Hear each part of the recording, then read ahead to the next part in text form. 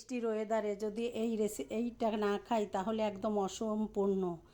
ইলিশ পোলাও, যেটা আমার বাসার সবার অনেক বেশি পছন্দ, তাই রান্না করে নিয়েছিলাম, সেটাই আপনাদের মাঝে শেয়ার করলাম। অনেক বেশি লোভনীয়।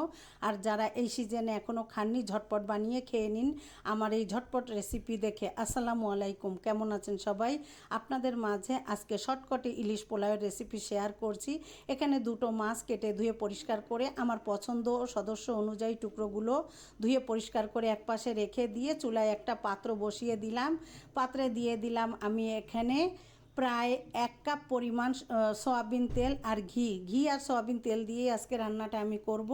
দিয়ে এখানে প্রায় 2 কাপের মতো একটু মিহি কুচি করে পেঁয়াজ কাটা দিয়ে দিলাম। দিয়ে একটু বেরেস্তা করে এখান দিয়ে কিছুটা বেরেস্তা আমি আগেই করে উঠিয়ে রেখেছিলাম, আর কিছুটা হালকা বেরেস্তা হলে এখানে আমি কাঁচা ঝাল আর পেঁয়াজ একসঙ্গে বাটা দিয়ে দিলাম। দিয়েছি আদা রসুন একসঙ্গে বাটা, আমি একসঙ্গে এই বাটি আর এইভাবেই আমি দিয়ে দিলাম। আর এখানে 10 থেকে 12টা কাঁচা ঝাল ফ্রোজেন ফালি করা দিয়ে দিলাম। আর এখানে দিয়ে দিলাম প্রায় 50 গ্রামের মতো টক দই দিয়ে এবার আমি ভালো করে নাড়াচাড়া করে মশলাটাকে কষিয়ে নিচ্ছি।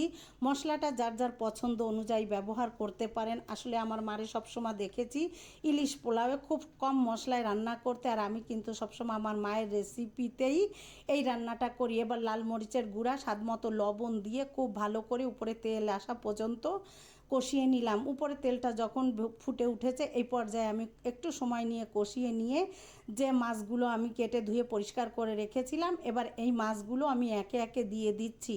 আর ইলিশ মাছ যেহেতু নরম, তাই একটু সাবধানতার সাথেই এই কাজটা করতে হবে।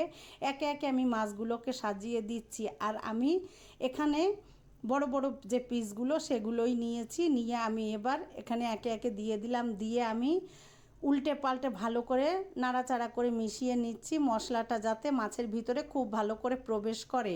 এবার উল্টে পাল্টে ইলিশ মাছগুলোকে মাখিয়ে নিচ্ছি পুরো মশলায় মাখিয়ে নিয়ে এখানে কিন্তু এখানে চাইলে আপনারা আপনাদের পছন্দ অনুযায়ী মশলা অ্যাড করতে পারেন। আমি কিন্তু হাতে গোনা কয়েকটা মশলা দিয়েই রান্নাটা করেছি। খুব ভালো করে নাড়াচাড়া করে নিয়ে মিশিয়ে এবার ঢাকনা দিয়ে দিব। আর স্পেশাল একটা ইনগ্রিডিয়েন্টস এখানে আমি অ্যাড করছি, যেটা আমার মাকে সবসময় দেখতাম, নারকেলের দুধ অল্প এখানে দিয়ে আমি ঢাকনা দিয়ে 10 মিনিটের মতো রেখে, যেহেতু ইলিশ মাছ নরম খুব বেশি সময় লাগবে না, তেলটা উপরে ফুটে উঠলে এ পর্যায়ে মাছগুলো আমি একে একে সাবধানতার সাথে কিন্তু উঠিয়ে নিচ্ছি।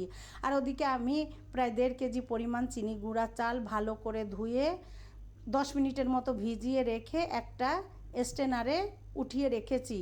এবার এই চালটা আমি মাছগুলো সব উঠিয়ে একপাশে রেখে দিয়ে এবার আমি এই মশলার ভিতরে চালগুলো দিয়ে দিচ্ছি। আর এই রান্নার ক্ষেত্রে চালটাও কিন্তু ভালো হওয়া অনেক বেশি জরুরি, যাতে ঝরঝরে হয়। এখানে আমি চালটাকে দিয়ে এবার কিছুটা কিশমিশ, গরম মশলা, এলাচ, তেজপাতা দিলাম। যেহেতু পোলাওয়ের চাল, তাই চালের সাথেই আমি একটু কিছু বাড়তি মশলা অ্যাড করেছি। স্বাদ মতো লবণও এখানে দিয়েছি। দিয়ে খুব ভালো করে নাড়াচাড়া করে মশলার সাথে খুব ভালো করে মিশিয়ে নিচ্ছি।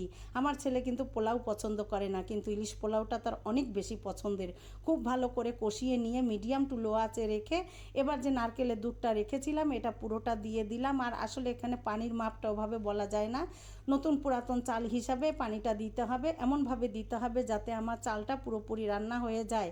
আর ইলিশ মাছ তো আগে থেকেই রান্না হয়ে গিয়েছে, আর যেহেতু একটু বেশি তাই আমি কিন্তু মাছটা উপরে দিব, না হলে আমি লেয়ারে কিন্তু মাছটা দেই। এবার আমি নাড়াচাড়া করে ঢাকনা দিয়ে হাই হিটে রান্না করে নিয়েছি প্রায় 15 মিনিটের মতো। 15 মিনিটে রান্না হয়ে যাওয়ার পরে আমি ঢাকনা তুলে এবার চালটাকে উপর নিচে করে খুব ভালো করে মিশিয়ে দিচ্ছি। উপর নিচে মিশিয়ে দিয়ে এবার আমি চুলা থেকে হাঁড়িটা নামিয়ে এখানে একটা তাওয়া বসিয়ে আমি জালটাকে ফুল করে দিয়ে আবার কিন্তু বসিয়ে রেখেছিলাম 10 মিনিটের মতো।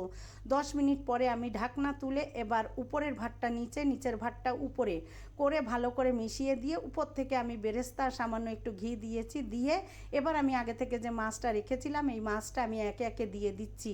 আর ইলিশ পোলাওটা যে পছন্দ করে, বিশেষ করে আমার ঘরে আপনাদের ভাইয়ার কিন্তু বেশ পছন্দের, সে কিন্তু 2 দিন ধরে এটাই খায়। আসলে এই খাবারগুলো যখন রান্না করি ভালোবাসার মানুষদের জন্য, তখন চেষ্টা করি সম্পূর্ণ মন দিয়ে। আর রান্নায় আপনার যত মন ভালো থাকবে রান্নাটাও কিন্তু অত বেশি সুন্দর হবে। আর যেহেতু পরিবারের জন্য একটু যত্ন নিয়ে তো রান্না করতেই হবে। এবার যে মশলাগুলো ছিল এটাও দিয়ে দিলাম, আরও কিছুটা কাঁচা ঝাল ফালি করা ফ্রেশ কাঁচা ঝাল দিয়ে দিলাম, সুন্দর একটা সুঘ্রাণ হবে। আর স্পেশাল উপর থেকে দিয়ে দিলাম একটু ঘি, দিয়ে দমে রেখেছিলাম আরও 15 মিনিটের মতো। এবার ঢাকনা তুলে আমি ইলিশ পোলাওটা পরিবেশন করেছি। আসলে জামাই ছিল তাই খুব ঝটপট আপনাদের আর দেখাতে পারিনি পুরো মিশিয়ে। এবার অনেক বেশি লোভনীয়, সবাইকে নিয়ে খেয়েছি। যারা পছন্দ করেন আমার এই রেসিপিতে এইভাবে শর্টকাটে রান্না করে পরিবারের সবাইকে নিয়ে উপভোগ করবেন। সবাই অনেক ভালো থাকবেন। আসসালামু আলাইকুম।